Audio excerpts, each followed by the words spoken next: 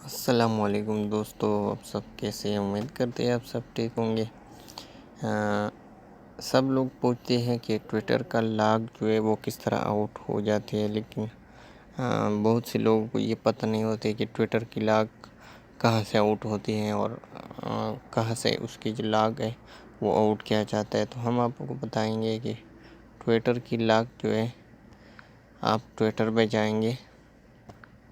Twitter पे जाने के बाद जो आपकी प्रोफाइल का तस्वीर है उसको आप क्लिक करेंगे।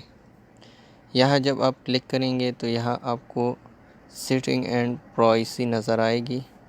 यहाँ पर इसको आप क्लिक करेंगे। जब सेटिंग प्राइवेसी की जब क्लिक करेंगे, यहाँ आएंगे आपको अकाउंट।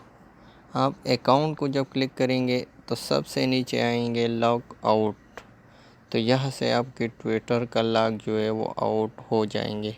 यहाँ से हम क्लिक करेंगे तो लॉक जो है वो आउट हो जाएगा। अभी मेरे ट्विटर का लॉक जो है आउट हो गया। तो बहुत से लोग ने पूछा कि ट्विटर की लॉक किस तरह आउट हो सकती है। शुक्रिया।